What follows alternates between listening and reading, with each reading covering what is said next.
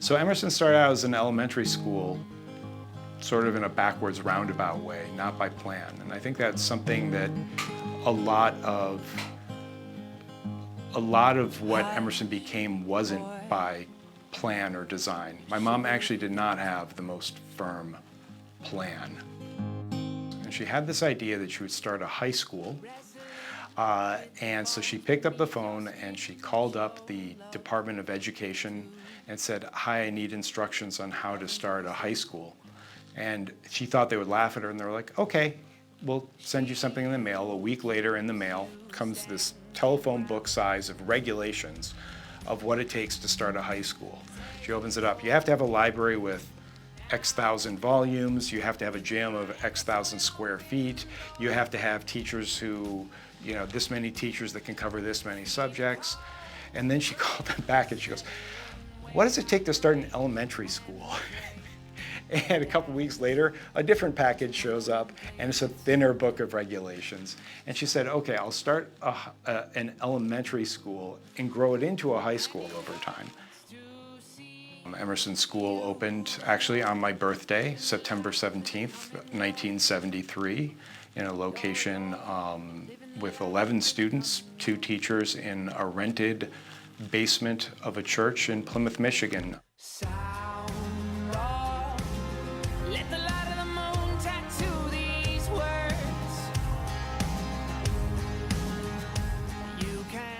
Jean believed that what you should do is hire good teachers and set them free.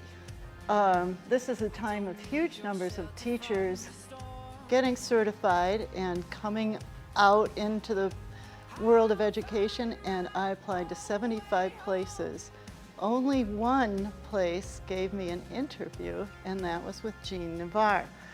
Jean Navarre brought me in and asked me, "Why are you a teacher?" And the response is, and I heard Victoria saying this recently, "Teaching makes my heart sing." Jean said, "Our policy is that we have no policy. Our policy is that nothing is set in stone." At one point, the teachers got together and got her a stone that had nothing written on it, put it in the playground, embedded it in the yard. That made her happy. Emerson, when it started out, was a school for gifted children, but it wasn't ever meant to be a school for academically elite, Harvard-bound. That wasn't the idea. My mom liked quirky kids. She liked nerds. She liked kids who didn't quite fit in traditional scaffolds. And at the time, in the early 1970s, the whole thing that attracted her to the idea of gifted education was these were the kids who were struggling in school because they weren't fitting in well. You get these kids into that atmosphere, and then something happens. Some parents say, "I got my child back. I got my child back." They're happy.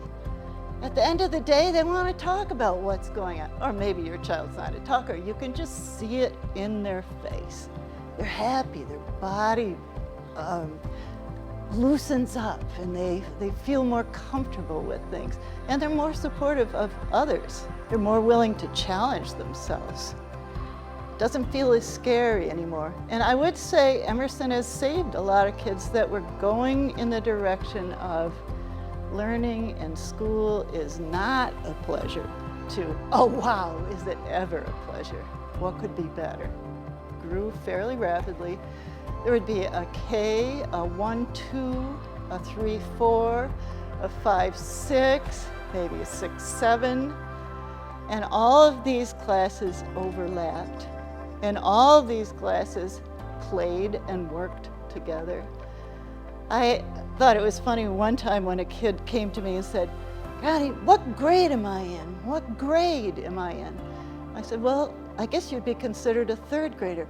"Well, I don't know. I was asked by some people. I just wasn't sure that I had a grade or not." I said, "Well, we don't really grade that much here. I mean, we don't really have you in grades. You're just growing, right?"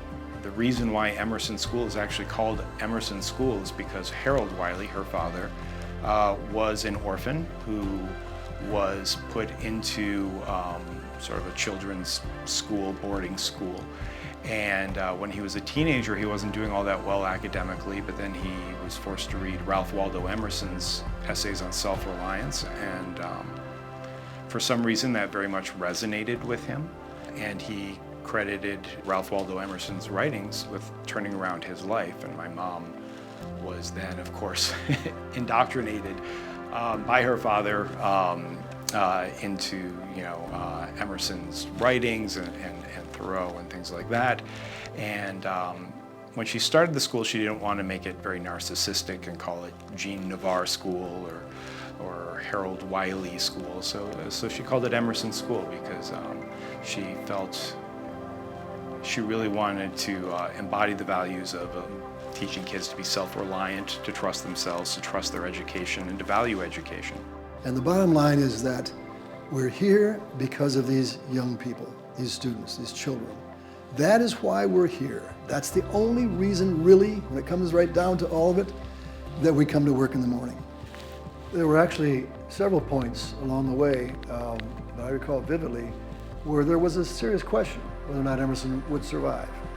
She worked like a dog for years through some really tough times to get it started. But the momentum is really based on the teachers and the students and the parents coming together and keeping that sort of core value set of, we're in it for the kids.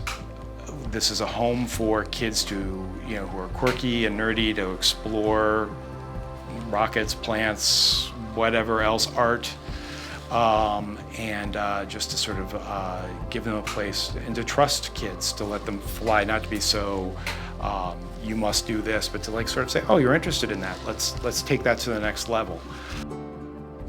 Watched it grow from one little space to a huge space. This space, when we started, was originally a presentation area. I have the most wonderful memories as a mother of watching my little 5-year-old sit on the floor here in this space and play her harp for all the other kids in the school and parents. And a ray of sunshine came down and hit her just as she was playing, and my then 2-year-old, 3-year-old, ran down to give her sister a hug, and I have this ray of sunshine surrounding them. And that's sort of what Emerson is a ray of sunshine surrounding us most of the time. So we were a couple years in, maybe Emerson was about 3 years old, and my mom got it in her head, we should have a mascot. We should, we can't go too long without a mascot. So she went to the kids and she said, I'm gonna have the kids vote on a mascot. And so I was in this classroom and some of the older kids were also in the same room for some reason. I can't remember why I was there, but we're trying to choose a mascot, and people were like, the lions, the tigers, the this or that. And one kid said, the odor eaters, which are these liners that you put into your shoes to prevent your shoes from smelling. So that would be the Emerson odor eaters. And my mom said, absolutely no way. It's not gonna be on the ballot. So she handed out a ballot that said lions, tigers, eagles, whatever. And every kid wrote odor eaters, folded it up, put it in the basket. And then my mom got everybody together and said, there's no way we're gonna be the Emerson odor eaters. Sorry, vote again. Once again, maybe 2 kids now switched to something else, but everybody else wrote odor eaters. And then my mom lied. She flat out lied. She came up to the kids and says, actually, most of you voted for the Eagles, so we'll be the Eagles. But that was a dictatorship in action. She overthrew democracy on that occasion. It seems to me pretty clear that what kids want is to be able to throw themselves into their learning and get going with playful investigations, especially experiential type, what we would call experiential type. What we need to do as educators is make sure that we're not getting in the way of that, or we want to make sure that we can break down any barriers or blocks they might have. And one of the best ways of all, of course, is play. Get the kids outside. Teachers are the most important ingredient. what happens on the ground with your kids is the result of their teacher or teachers.